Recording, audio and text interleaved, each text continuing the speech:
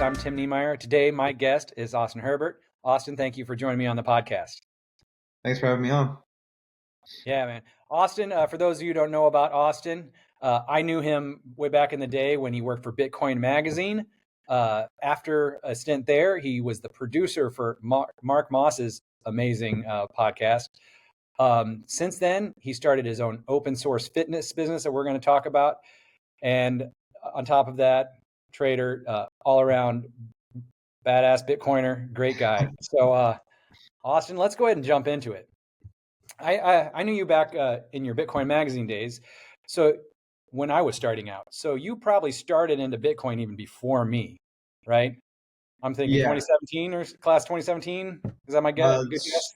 So yeah, I found out about Bitcoin 2017, 2018, and then became obsessed with it, and then realized I wanted to do that for work. And then 2020, after COVID, Bitcoin Magazine was hiring, the bull market was starting back up, and they were expanding. And I got on the team as basically a liaison for getting people to write on the online op-ed side. So opinion pieces for pretty much the internet, Bitcoin, Twitter was the main source of all the papers and the people, and kind of just was always on there trying to get people to write for Bitcoin Magazine and their ideas and what they were doing in Bitcoin. So it was really, really cool job at the time. Yeah, you did great work, and I loved being in that chat with you. And then after that, you started working for Mark Moss. How did that even come around? Because that guy is he's a badass. Bitcoin Magazine, the bear market hit. They were making some layoffs, and that section, the op-ed magazine, they pretty much dismantled that little organization. We had a team of 4, so we had the chief editor, 2 other editors, and then me. And then that got dismantled just because, again, we had people write online for free, which was nice for networking and business, but the money side of it wasn't. We were having everyone write for free, so there's to pay 4 people's salary. They were moving some things around, so that got kind of dismantled. And then, but still, always had good relationships with everyone, and CK being one of them. He's the GM of Bitcoin Magazine, and Mark Moss got word of kind of getting layoffs. He's like, "Would you recommend anyone?" And my name kind of came up. Got in contact with Mark, and then he said, "What can you do?" I said, "Well, I think I can produce," because I was pretty much producing the content for the online magazine. So started doing that for a while, and then learned a ton from Mark. Like, if anyone's seen him or his show, like, he's like that off camera too. He's a machine. So I got a lot of that. Kind of, it rubbed off a little bit, got me all motivated to see what I can do, and then that's when I started my own fitness brand. Basically, I saw a problem with the fitness industry. There's a lot of seed oils and steroids and all this stuff that goes along with not being healthy but looking healthy, and I had a lot to say about it. So it kind of came about naturally of just, okay, let's just do fitness. So that's a quick shout out to CK. I got to meet him down in Miami. All around great dude.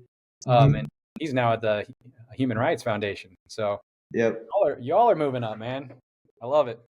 Speaking of seed oil free, I got my sourdough here. Seed oil free, the only one I can find in town. Nice, man. So yeah, you went into open source fitness, and you created open source fitness. That is, I'm sorry. And I started following along, and that about that time you started, I was just starting to wrap my head around. I'm considerably older than you. I'm 46, and I've always been like healthy-ish, that skinny fat. I'm not obese. I exercise. I mean, I move, but I just didn't have all the parts and pieces together. And I remember the first thing so when I was studying, there's so much information out there, and there's so much information overload that I'm trying this, I'm trying that. Oh, I got to get this right. I got to get that right. I got to get these numbers down. I got to get these numbers up. And then you come along with this kind of like very simple plan, that 4-pillar plan. You mind describing that for the listener? Yeah. So that was a perfect description of what the fitness industry really is. They got you moving around in 100 different ways. Everyone has their own thing that's going to be the trick that works, and you really start moving things around and you start changing your habits, but you don't really see any difference in your life, your body, or your energy levels. And you're putting in all this work, and then you end up giving up, right? Because like, oh, this ain't worth it. I got to do all this, and it almost adds more stress when it should be the exact opposite. So simplifying it, and then the reason I was able to simplify it so much is I kind of just spit out this 80-page basically document. It's kind of like a book, PDF, whatever you want to call it, but after going through it, I'm like, how can I summarize this all into something that, so you don't read the book, you can just like get it. And it became a framework of 10K steps, 3X workouts, 1 ingredient foods, and then 8-hour eating window. So those 4 things, if you put those all together and you manage to make that a lifestyle, it becomes effortless to have really high energy, to have mental focus, and just aesthetically you will get going in the right direction pretty quickly. Because how I describe it is, you want to fix your body before you fix your routine. So the first thing they'll do when they start you off in fitness is, cut carbs, count your calories. They won't do anything about seed oils, which is very harmful for your metabolism. So there's 2 ways to lose weight: you kind of cut calories or you increase your metabolism. It's much easier to sustain a higher metabolism. So, that happens with the movement, the 8-hour eating window, and the 1 ingredient foods. And most people, again, will get you in the gym or doing that stuff first. Whereas if you start fasting, intermittent fasting, and walking, you're going to fix your body very quickly. And then once you start adding in the diet and the workout routine, the results are really quick and noticeable. So if I understand right, the 10K steps, that's just to get your metabolism, pretty much supercharged, right? Just kind of going consistently. Yeah, I would say one, just the movement alone, the extra calories burned. So walking is very underrated for that. I use it personally for just mental health.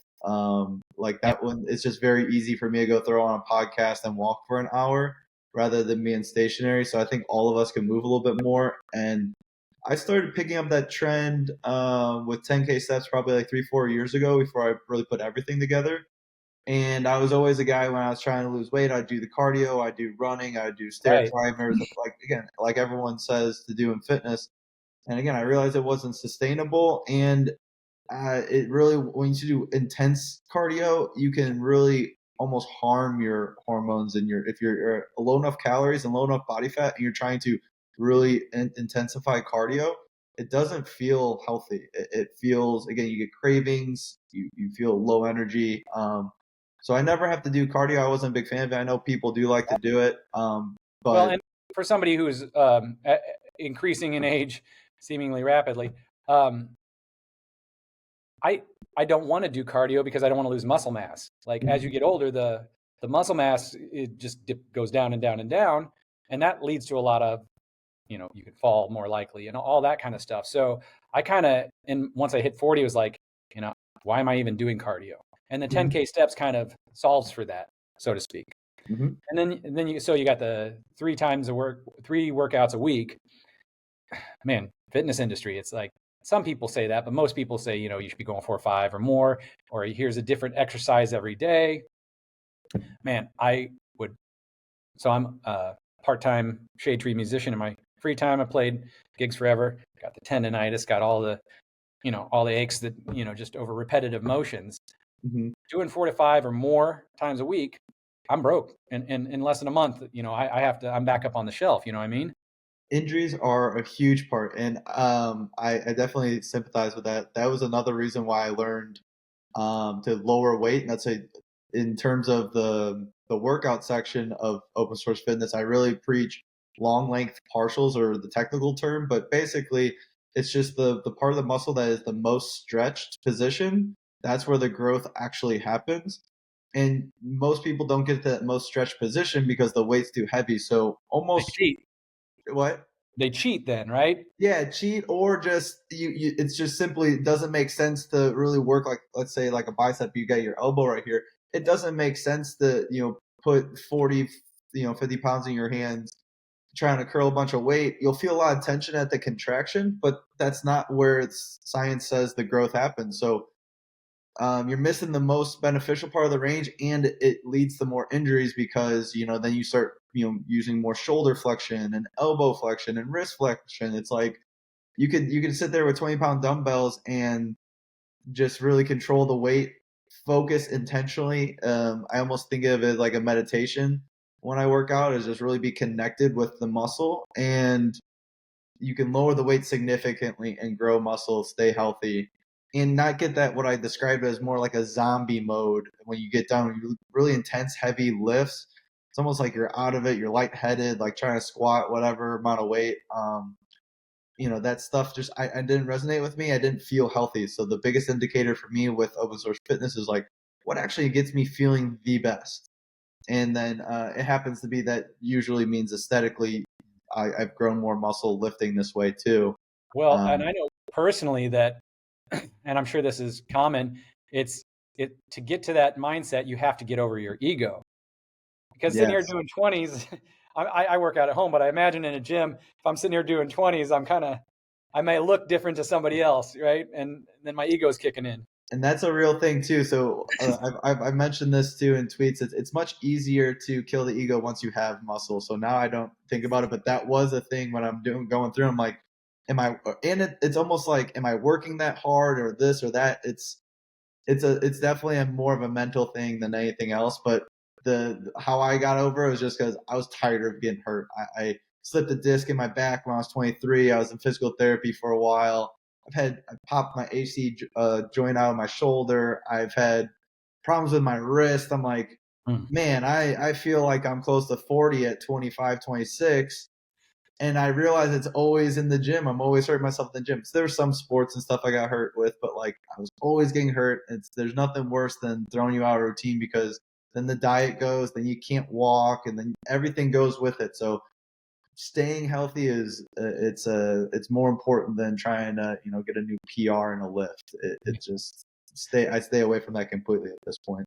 Well, the third pillar of this that really hit me was the one ingredient foods. So there's a lot to this, and you don't see it. And you mentioned in the beginning about seed oils, and I think this is part of the reason for the one ingredient foods, right? It's not so much what you're putting in your body, but what you're not putting in your body. Exactly. And so a big thing with the fitness industry, almost anything they say, mainstream fitness is like do the opposite. The no carbs. I That's like did. finance. That's like finance and like everything we know about money, right? Yep, exactly. It's weird how these things they just need these institutions need to be destroyed and rebuilt. So that Or was just almost inverse Kramer them. Just do the yeah, inverse Kramer on everything. Whatever exactly. the experts say, do the opposite and you're going to be good. Yeah, basically. So the carbs I was again same thing. I would get to low body fat levels. I would do low carbs and I have low energy. I would feel my hormones lower and all this stuff and wouldn't feel good, wouldn't feel healthy. And I was like, well, let's just do some carbs, right? So and I realized you don't get fat from carbs, right? So the ingredients is it's much more about quality. So pasture raised, organic, raw. Those are the things you want to be looking out for. And then the one ingredient is like really understand what's in the food you're eating. So once you just start turning those labels around, you really look at all the ingredients. One ingredients was a way to say like whole foods, but really there could be more than one ingredient. It's just each individual ingredient. Make sure you know what it is. So the less the better. So like sourdough or something like that, that's going to have more than just one ingredient, but like two or three. All right. And that's a really, really big thing. Then you can, again, it really affects your metabolism because your body can process all that. It doesn't just have plastic basically sitting in your body, like sludging around. Which is what cellulite and stuff is like that wasn't a thing before all this terrible food got introduced to our food industry. So the one ingredient makes it simple, makes you aware, and then you can start learning. Because if you weren't aware of all this stuff, you're just like, oh, I'm eating some pretzels because they're only a few hundred calories, and I just want a snack right here while I'm on the go. It's like, what's a pretzel? There's like 15 different ingredients full of looks like chemicals when you read the ingredients, and Well, like you are what you eat, and that same thing goes like just the idea of consumption, like media consumption, for example. mhm. You know, there's going to be a lot of propaganda built into the media that you're not aware of, but it's still going in. It's still getting in the brain. Your brain is still consuming it. and that's washing around in there like those microplastics almost. Yeah, yeah. So the to sum it up there is just count ingredients, don't count calories. I think you'll be much better off, feel healthier, less stress, and then also again you'll feel better. That's the only thing I haven't cut out is the calorie counting because I'm trying to put on muscle. So I'm trying to make sure I get up over 3,000 right now. But otherwise, I'm single ingredients as much as I can. So yeah. Yeah, again, and I say you can cut it out, but when you have goals and stuff, it's you can count too. It's not necessarily a bad thing. It's just I think it's where people start, and it gets really overwhelming for someone who's just starting fitness or have tried before and is like, I have to do all this to be healthy. And it's like, no, you just make sure you have your habits and then just repeat them. Well, like you said, awareness is kind of the key. And the thing I'm starting to realize is that I can look at something, any kind of food, and be like, that's about this many calories, or this is higher in protein, or, so I feel there's going to come a time where it's automated. You know what I mean? I don't have to manually input it every time. But definitely becomes intuitive. The part that I tried over last summer and I just haven't gotten out of all four is the 8-hour eating window. So you're basically talking intermittent fasting here, right? Yep. So that's going to give that body that kickstart. So you'll train your body to run on fat instead of glucose. So when you get hungry, you can only store about 500 calories to 600 calories in glucose. So when that tank runs out, you'll start to get hunger signals. But that's because your body doesn't know it can tap into all this other energy that your body always has, which is that fat. So there's going to be a transition period, usually 2-3 weeks or so. Your body will learn to, okay, I can pull from here. And when the reserves get low, it doesn't say, oh, shoot, I need more energy. It says, oh, I have more here. So once you get into the rhythm of intermittent fasting, you will not get hungry. You'll have you'll have all this mental clarity. I do my best work in the morning when I don't have any food in me. I have this kind of saying, and my buddy does too. Because we're big fasters. Like we don't eat until the work's done. Oh, I like that. And it really, once you get into it, you'll notice that once you eat, you do kind of feel like you kind of your energy and your stuff. You do feel a little bit more relaxed and calm and not as high focus. Where a lot of people, when they get hangry or these things, it's almost a clear sign that your body is trying to run on something. It doesn't know that they can run on a lot more, energy sources that it has. The hardest part for me to overcome was that intermittent fasting doesn't mean like dieting, like I'm not eating a third less calories or something. So to try and fit those calories in that window that was the first challenge for me. And I would even argue too, when I would say people that are hard gainers and struggle to put on weight, when you increase your calories, your metabolism's already really healthy because as much as you can eat, it's burning it all off. So you're almost like hitting this threshold of like, no matter how much you eat, it's just going to go in a circle. You're burning it all off anyway. So what I would say is intermittent fasting will spike your hormone levels, growth hormone and testosterone, and that will actually put on the muscle and give you the size that you're looking for without having to increase the calories. So you might be able to eat the same amount of calories you're eating right now or even a little bit less and see more results because the metabolism is just running in circles. Basically, it goes up and down. It's almost like a difficulty adjustment, right? In Bitcoin. So that's your metabolism going up and down. It's like, no, if you just put on a bunch of hash, it's like it's going to burn through that. Whereas maybe there's an underlying problem with, you can increase your growth hormone and testosterone because a lot of people say lift heavy to increase growth hormone. Well, growth hormone, that just means you're putting a lot of stress on the body, so your body kicks on. You can put on a gradual amount of stress every day with intermittent fasting, and you'll consistently build those levels up. Whereas growth hormone, you go squat on a Wednesday, you're going to spike it, and then it's going to go back down. That makes 6 sense. other days of the week, you're not getting any of that. So that fasting does a lot more. It's very counterintuitive because again, initially you're like, I'm going to lose muscle, I'm going to be hungry, and I'm trying to put on weight, but it really does the opposite of all that stuff. So I would recommend trying it out for, I would say, about 3 weeks, and just a Monday through Friday routine too, because it's kind of annoying with the weekends if you want to go do whatever you got activities. Monday through Friday is plenty. Just getting a really good rhythm through the week with eating schedule. I eat at around 11, and then I have dinner at 7, and I just have 2 big meals at those times. And sometimes if I'm out there golfing or something, I'll skip lunch and only have a big dinner just because it's just easy. But yeah, you just kind of adjust it as you go. As much as I want everybody to watch this, it almost doesn't matter because I'm being selfish here. Like this for me is exactly what I need. I love this. So open source fitness, you guys started a line of supplements. You mind sharing a little about that? Yeah, so that's another industry that just kind of sucks, and there's black boxes, and there's so the ingredient labels are really important with there, and then they get away with priority like blends, and they just put it all in this little thing. So I sell the supplements that I take. I was buying supplements, and I was like, well, why don't I just source my own? So I take beef liver, grass-fed beef liver, grass-fed collagen, and then vitamin D in the winter. So I live in St. Louis, so it's hard to get sun, but it's starting to come out little by little, month by month. But yeah, I spend a lot of time in the sun, so that vitamin D is crucial. I probably get enough from food myself, but I also take a supplement. So those are the 3 supplements I take, um, and that was because again the liver is here's the one that could blow your mind. If again, fitness people and vegetables, our bodies aren't really meant to digest vegetables.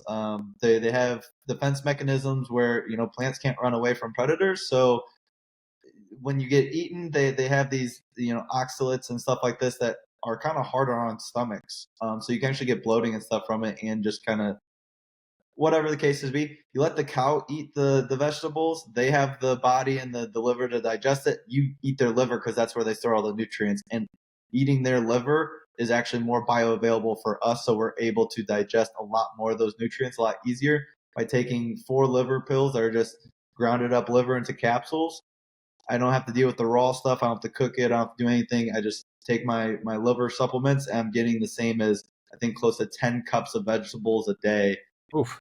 And again, it's just so easy. That's the first thing I reach for. When I get my first meal, it's like, okay, I got my eggs, I got my bacon, and then I got my liver supplements. Who's going to like that the most is my wife, because I have been doing the liver and it with my breakfast. And then once I just pop it in the microwave for 30 seconds, I'm no liver king. I'm not going to eat it raw. Yeah. But like, that smell for her and my kids.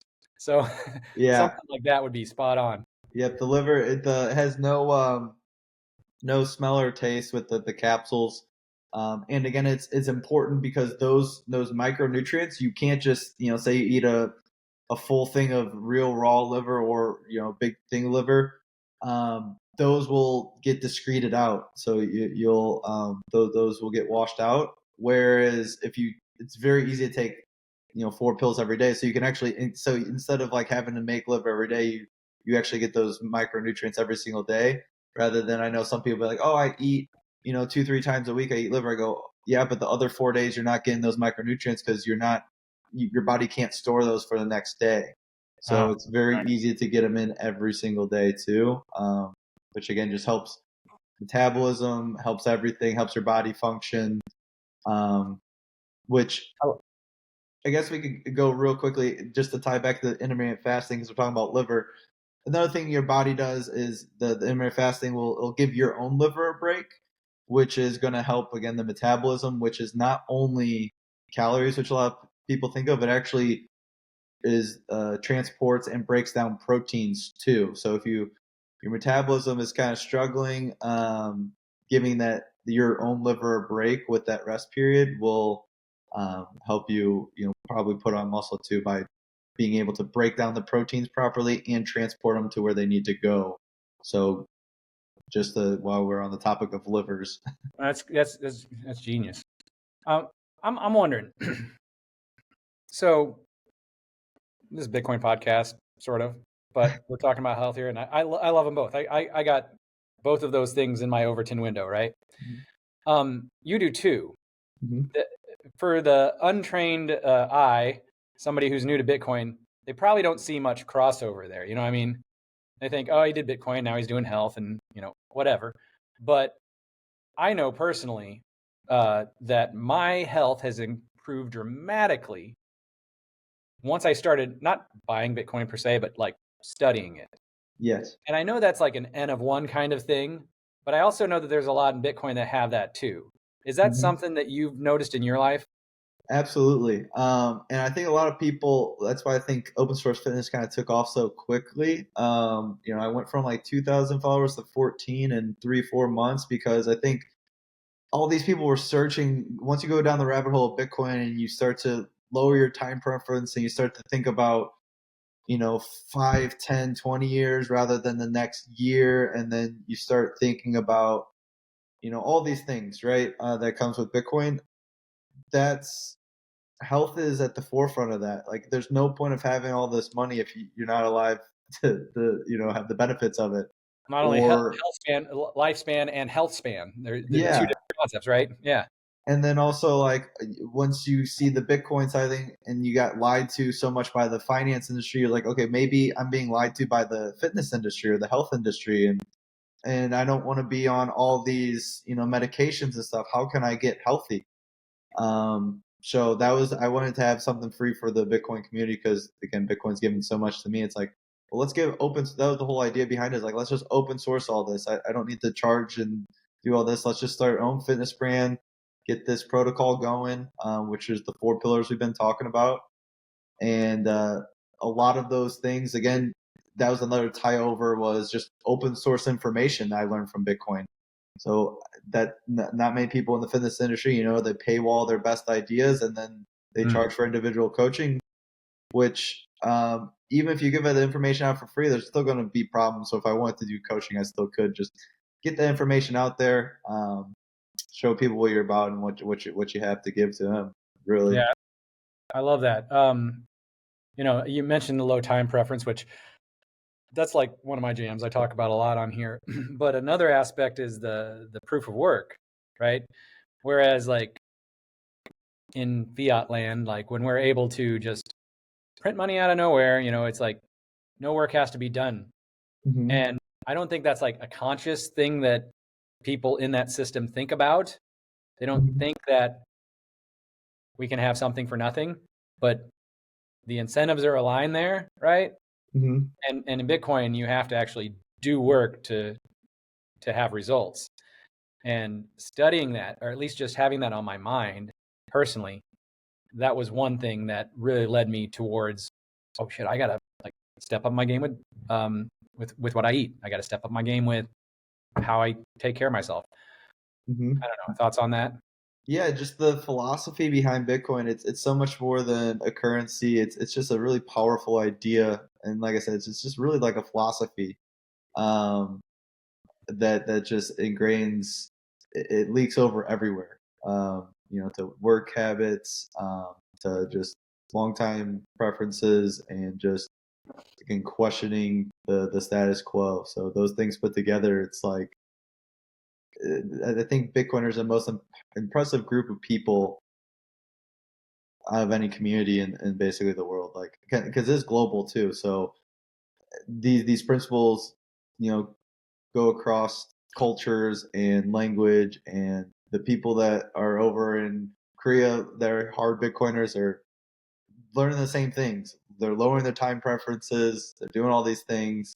They're understanding proof of work that you can't get nothing for something. Like that's just a fundamental truth, and it's crazy. Bitcoin.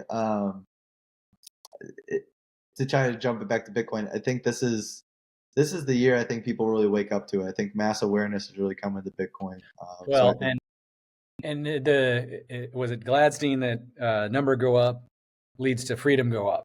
It's like yeah, it's almost like what the normie would call greed. The greed is almost the hook, but if you don't just buy and hold by itself, if you actually try and understand what you're buying and start yes, to understand why you're holding, all of these other components get in, which is why I kind of focus this channel on, sorry to be selfish, but is not so much, I don't give a damn about price signals. I'm not that guy that's like, look at this, it's going to explode. It's none of that. It's like learning the protocol underneath, right? the Yeah, pillars of Bitcoin, if you will. yeah, learning what you have, and it surprises me how far the world is still behind on this.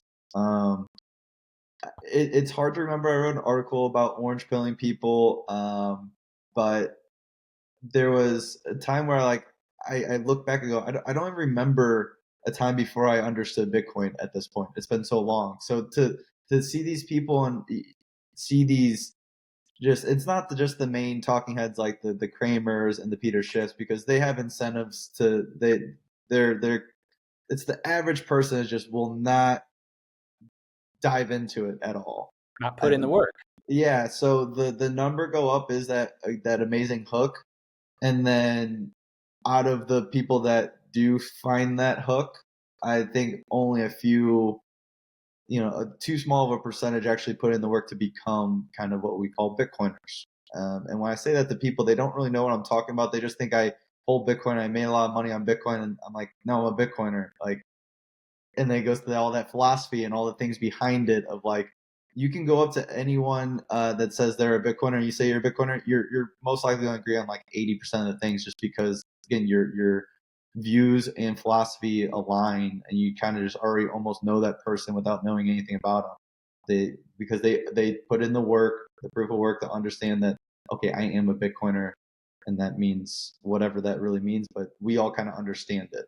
So I've been kind of going back and forth on this phrase. I see both sides of it, and I want to get your take on it. It's kind of harsh. There's some truth to it. I try and avoid saying it, but you get Bitcoin at the price you deserve. Yeah. I'm always vacillating between like, yeah, that's right, and no, we need to come up with something else or adapt it. What's your take on that?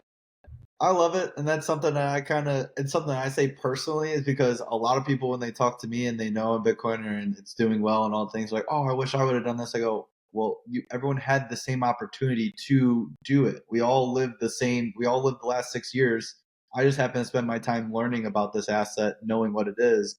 I deserve the amount of Bitcoin I hold, like, and you deserve the amount that you do. Now, it can be a little harsh because again I did have more of a finance background and maybe I was more susceptible to learning it, but at the same Okay. time most people that are in it have tried to talk to people about it but they don't want to listen to it either. So it's not like I was sitting here quietly holding this information myself. Everyone goes, oh look, I found this new amazing asset that's going to change the world. Everyone's looking like a crazy person. It's not like we're quiet about it. Like once you find this epiphany you're like everyone should know this and they still don't listen or not necessarily even listen, but have the curiosity to follow through themselves because I can't make someone a Bitcoiner. You have to go through that path and that journey yourself. You got to lead a horse to water, but you can't make it drink. Exactly. Man, I wrote a damn book on it. I started an educational channel on it, and it's partly because of that very reason. It's just like I talk to my friends and family till they're blue in the face. You know what I mean? Yeah. After some time, it's like, well, that's on you. I think that phrase to me, the benefit to it is it's just harsh enough that it's almost like a light slap in the face. I mean, without being physically aggressive, you know what I mean? Yeah. But it's just enough of a sting to maybe wake them up. Yeah. I'm anymore now completely against the have fun staying poor. I'm past that. I think it's just whatever. Yeah. You know, I want to say that that's your thing. I don't hold anything against you, but that's just not me. But you get the Bitcoin at the price you deserve is definitely part of Yeah. it. I think it wakes them up a little bit. I think it's a subtle way of saying there's something underneath all this. And when you start to say, you said something the opposite of that is like really inviting and stuff. It's like, oh, well, here, try to learn about this, and like they might put on a face to entertain it, but then they're gonna go home and not do anything about it. Whereas Right. like you get the price you deserve, walk away, you start doing your own thing. It's like, oh, this guy seems like he might have it figured out. What did he mean by that? So Yeah. it's almost it's a massive psychological game. Money because it's probably the most important thing in everyone's life. They just don't know that they're getting screwed and it's hard to trust some anonymous guy on the internet versus government officials. Like there's a lot of barriers that need to be broken down. Even though we all know this, it's like from the normal person, it's like, okay, this guy, what's he talking about? He's owned this thing for 6 years and he's in his basement making this new global reserve currency asset. Like, Right. Well, there's something that doesn't line up there. But now we got all the big heads and the ETFs and stuff coming. So Wall Street's not going to market this thing to every single person and their mother. Hey y'all, are you need a Bitcoin? You looking for a way to safely and securely store your Bitcoin? Check out the Bitcoin Advisors. These Bitcoiners are professionals that will provide you peace of mind so you can sleep soundly at night knowing your Bitcoin is safe. Remember to tell them Zoom Out sent you. The ETFs, you kind of skip over the orange pilling process of, going to, the mom and pops and trying to explain this global reserve. Wall Street now understands that this is, the hedge to the system. And now that you don't have to go over all these things and break down all these barriers and get people to understand everything, they own it. And then once they own it, they're like, why did this do so well? Oh, this had a 5% Bitcoin allocation. And then they're like, oh man, I should look in, why did this do so well? And then you do the orange pilling process. But it's almost like Bitcoin just IPO'd to the world with Wall Street. And again, now you have their trusted advisors, because the average person is not going to, custody all their assets, distribute them in a way that, most Bitcoiners we're kind of still a unique breed that we're able to take all of our money and be comfortable controlling all of our assets because we know about this assets so much. But the average person is not going to go in and manage their own, net worth. So to have this ETF now be approved and they're marketing it and saying they should own up to 20% in a portfolio, that's when I think a lot of the learning comes about, because in 4 or 5 years they see, again, they're doing so well, they're like, do I own any of this? Oh yeah, it's in my portfolio, my wealth manager got me into it. And then they'll kind of learn. So I think there's a lag to it, but sure. in terms of Information asymmetry, right? And for those people who don't want to, another phrase I've heard that works well is like, well, it's probably not for you. Well, and then 3 years from now, when it's 10x, or more importantly, the value of your currency has depreciated by an equal amount, and I really think that's another thing that actually not talked about enough, is it could help a lot of people because they aren't going to take the time to learn it. So if they're forced into this asset in a way that's out there, so now they're exposed to it when we get this massive adoption, because before you weren't going to get that unless you did the work and you learned about it, you got it on, went to sign up for a new platform or had the self custody or do all this stuff. Now it's just, oh, you did own that for the last 10 years, so it got a lot more people exposed to Bitcoin, even though it's not the most beneficial way and not how I IOU, but still an IOU, they only get the benefit of the price appreciation of the asset, not any benefits of the network. But that's a very positive look on it. I never thought about it that way. So yeah, which the network, I think that's going to take a lot longer than people think. I don't think it actually drives much value to the asset yet, because it needs to be more widely. First of all, the network wouldn't work if we all tried to use it right now. The thing Shinobi always talks about is, there'll be a lot of things going on. So it's just still very early for the network. But as a reserve asset, it's so then our ETFs like a layer 2. Basically, I mean, all these it sucks for the miners because I am exposed to some miners, but all the fees that would be going on right now would be insane. I heard Preston talk about it the other day that they sent $1 billion on chain for $2.10, and they overpaid for that. Well, like, ideally that would be closer probably to a $20 transaction or something in a healthier, people are using it more, but it doesn't need to be used as a currency yet. And I think it's actually beneficial that we still have a running system, because I don't think Bitcoin's ready to be the only financial system yet. Before we wrap up here, you were talking about your finance background, and you're now getting back into that. Is that correct? Yeah, so I've been putting on positions in the bull market. The bear market, I did the fitness thing, and then the numbers start going crazy, the charts start going crazy. I can't help myself but get back into it. So I don't like to talk about it too much, because I don't think most people should trade or doing that. But I actually learned about this. Actually, bring it all back to how I got into Bitcoin is I learned about 2008. I was actually in 8th grade in 2008, so I was too young to experience it. But all the movies came out, The Big Short and stuff came out 4 or 5 years later. So as I'm graduating high school, I learned about what happened in the financial markets, and then I always had this bearish view on markets. And a bearish view on markets is actually Bitcoin, because that's that's the bet against the market, which is super optimistic. So Right.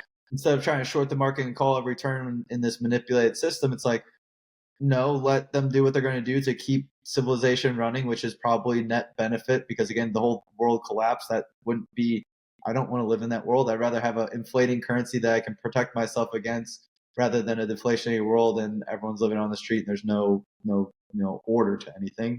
So that's another thing people don't really get right either, is like Bitcoiners, like, we're not doomsdayer. It's just hopefully a bridge to a better place eventually. But that's, I think, again, a long time away. The appreciation is going to have to be much, much higher until we get to that. But bringing that back around to, that's how I got into trading and stuff, and that's how I learned about Bitcoin in 2017. So I started trading markets around 2013, 2014. So I had 3-4 years in the markets. I actually dropped out of college my junior year. I was going to be an accountant. I was like, Oh, I can't smart be. move. The accounting of our own government doesn't make sense. I can't be an accountant. Like, nothing computes. So this is all BS.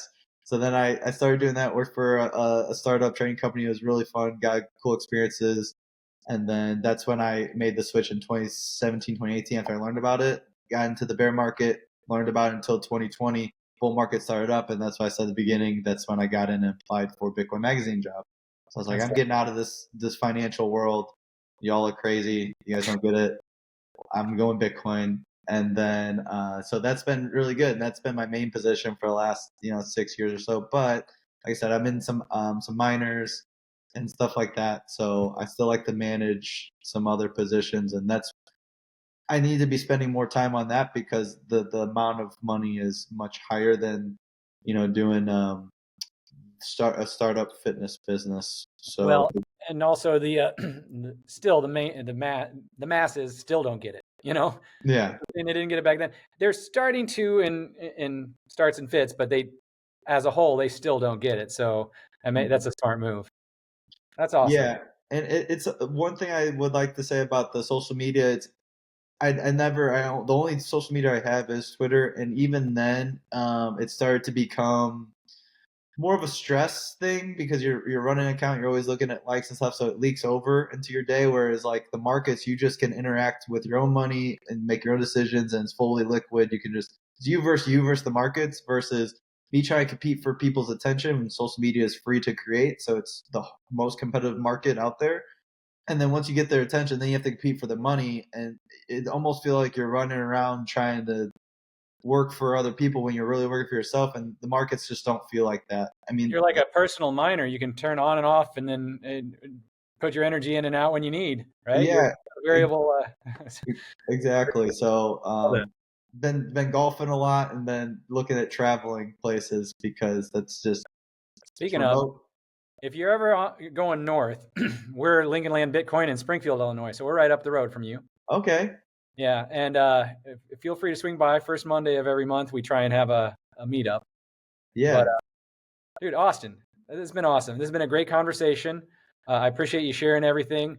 I'm actually going to look into that the beef liver supplement, because that would make my wife happy.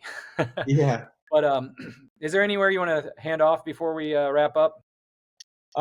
Just on Twitter, it's at Austin Herbert. Actually, underscore Austin Herbert. So there's an underscore under there, but that's the open source fitness. You can probably just type that into Twitter or X as well. And that's, again, I haven't been producing as much content on there just because I've been doing my own thing on the back end. But there is download links to the whole program, the open source fitness, so that on the title page there, you can get the link and then just sign up. It's completely free to do the open source fitness. You'll get the book, and then also 8 emails sequence that kind of shows you, or shows me, going through the process and actually using that process over 8 weeks in real time. So you get 8 different newsletters. So that will be basically a all-inclusive fitness program for you if you're interested at all about trying to get healthier, and any of this sounded interesting. Well, and I can vouch for that because I went through that. I did that, and I loved every bit of it. I ate it all up. So I highly recommend that to the listener. Awesome. Austin, Herbert, thank you for joining me on Zoom Out. It's been a pleasure. Thanks for having me.